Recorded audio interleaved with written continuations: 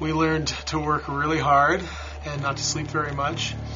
And we learned that we have a fantastic cast and that they communicate a lot of what's going on. And we don't have to write absolutely everything down for them to say because they communicate so much.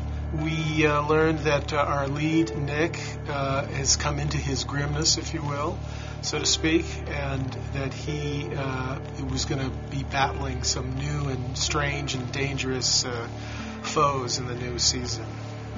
We also learned that the way we're laying out the stories with a little bit of mythology thrown in with the procedural structure seems to be working. We consider the show kind of a hybrid. It's green, it's good for the planet, and the two complement each other. So that on one hand, it's a kind of a cop show where our heroes are investigating crimes, and on the other hand, it's this almost supernatural show where our hero can see into the actual, almost the souls of certain people who are critters, if you will, like the big bad wolf and the child molester, things like that. So we try to have an open, closed-ended crime story every week, and then further the relationships of all the characters as we go along. I think it's fertilizer and sunlight more than anything. That's how we grow the fan base. Yeah, the challenges for growing new fans in season 2, we're getting great support and great help from NBC, and we're going to be featured hopefully during the Olympics and get some what they call new eyeballs, is an expression they love to use on the show. And you'll be able to come to the show if you haven't seen the show and get that, that's that detective that sees those strange critters. And for those who are old fans of the show, if you will, we left the last season with a lot of cliffhangers, and there'll be a lot to be paid off for them. And ultimately, we just want to be entertaining. So hopefully, you'll be able to tune in and enjoy the hour.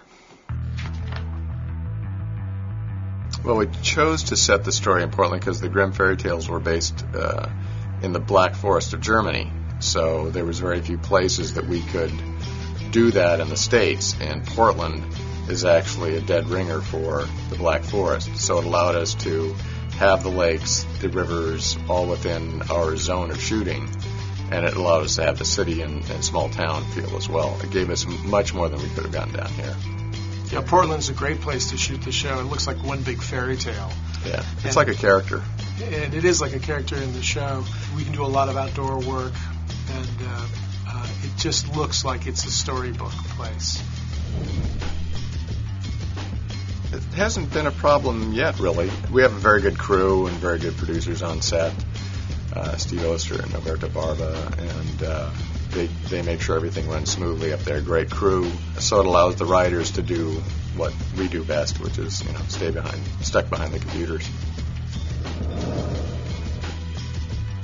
There are things that are too dark to use on the show. Only about half the things my partner thinks of are too dark to use on the show. Well, in some of the fairy tales are if you look at them closely, there's a lot of chopping off of hands and arms, and there's a lot of blood and gore. We do draw the line, and I can't tell you the things that are too dark because it would be too dark for this.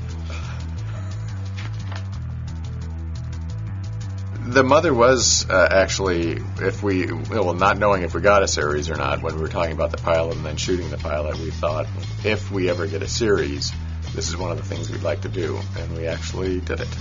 We knew from the beginning that you'd think that Nick's parents were dead, but then we wanted to bring back the mom. And many things we don't know until we discover them actually writing. Our writing process is very dim and boring, very challenging. We're barely eking out a living here.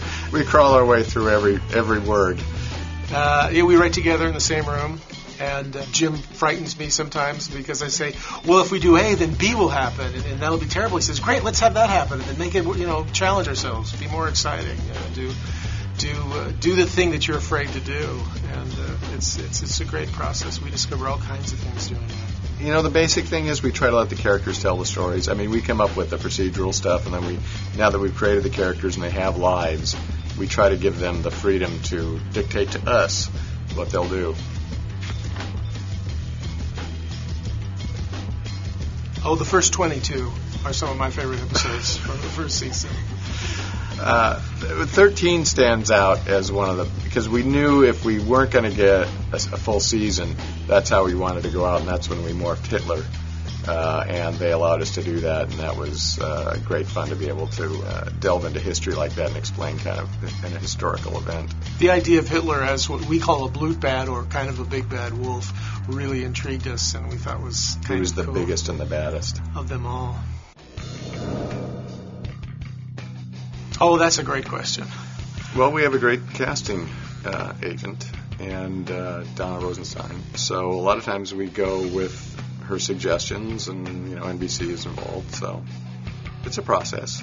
We got a great cast playing our characters, and they've become like a little family up there in Portland, and they all take care of one another and watch out for one another. They've all grown into that. I mean, they have become those people. David has really become Nick.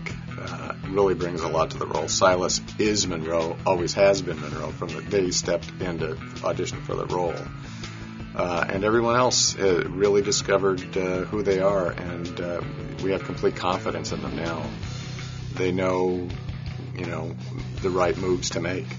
And it's just amazing to see. It's as if they've been these characters for years, not that it's only been a little over a year.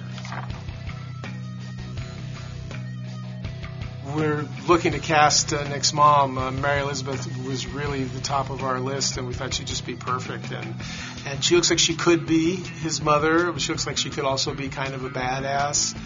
And she really it was also a physically challenging role, so we needed somebody who could pull that off, and she really did.